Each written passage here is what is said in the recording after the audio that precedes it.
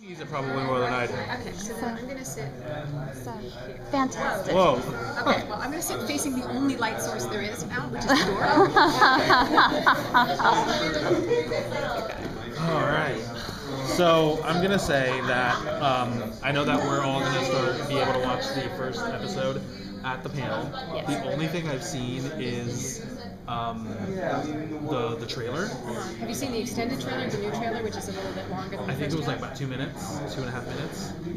Do I have a scene in the bed where? Yes, Yep, yes. That's the extended one. But Yeah, that gives you a little bit more of a feeling of the show. But the part that really impressed me was before your body was taken over by an intruder, you could tell the difference. Like it was like lifeless. It was so great because it was bubbly person, great, seemed to be like mom, housewife or something like that. And then next thing you know, she's dead. And that kind of left a really good indicator as to, oh my God, what's going to happen? How do you not notice that your wife, loved one changed?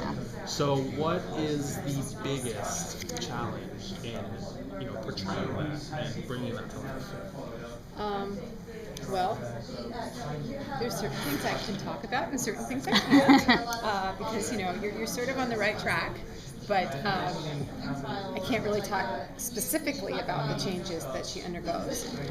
But it was, I had to kind of convey a power struggle within myself, almost like dual personality, almost like being just too, saying too much. I can't say certain things. I really, I like it because there's a lot of spoilers specifically involving my character.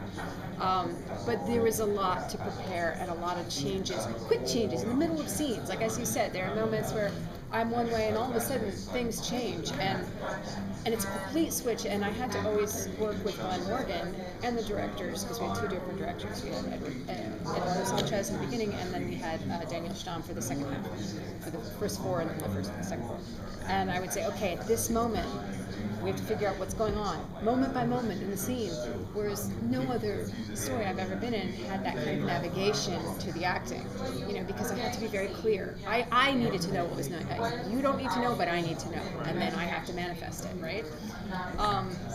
But there were all kinds of little practical challenges, like speaking different languages. Like I had to act in Russian, and then they wanted me to do something in, I think it was Polish, and I begged them. I said, can it be a language I already speak, please? I speak 4 foreign languages. Can we do one of the ones I actually speak? And so then they switched to Italian for that. So I was like, okay, at least this one will sound a little more effortless. But it was kind of it was fun and challenging. But I think you can see in the trailer, I am speaking a little Russian in the scene in the bed.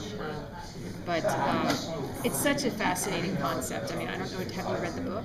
I have not. Okay, the book by Michael Marshall Smith, The Intruders, is a great read, and it's such a fascinating concept that he came up with. It's really, really interesting, and it takes a lot from different sort of world traditions and thoughts on immortality and faith and religion and the soul.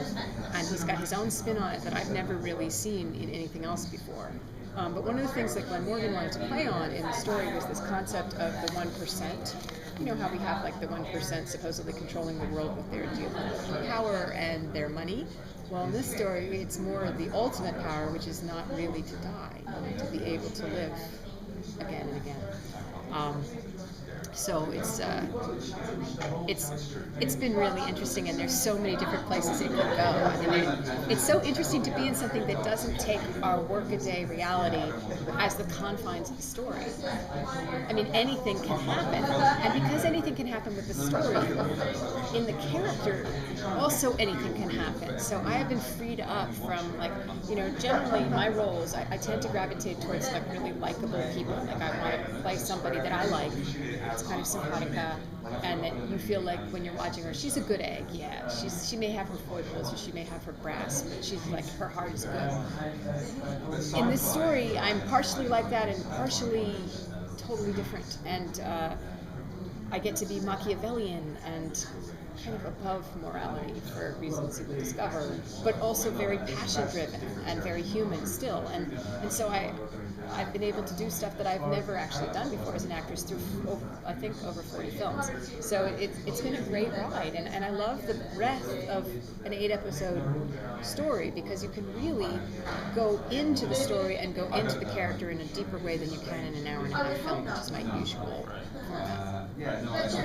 So you did mention you read the book. Yes. How does the book compare to the series? Well, the book is fantastic, and the book, obviously in terms of philosophy, the kind of gestalt of the concept really lays it out for you at a certain point. It takes a long time to get there. Like, you don't understand what's going on in the book for the first half of it at all, but you're intrigued and scared. And I think we get there a little faster, but in the first episode, you're probably going to feel that way again. Like, what is going on?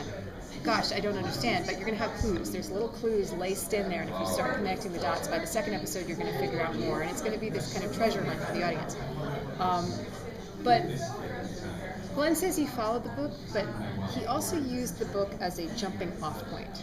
So things that were not fleshed out in the book, or to be explored perhaps in a second book, Glenn starts doing in the series. And the place where that happens the most is really with my character, I would say.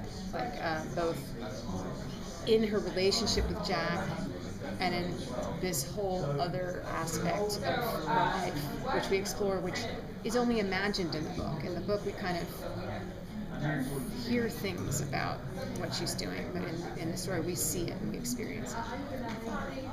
We got the wrap up, but really quick, you've got a pretty complicated character that you're playing. What is it about her that you do enjoy? Well, I enjoyed all of it, honestly. All of it? Yeah, I mean, I think, but the range of it, the challenge of doing stuff that I've never done and playing a stronger, bolder part of myself at times was really interesting. Kind of freeing myself up from like this concept of having to be good, and I always usually do that because that's what I like.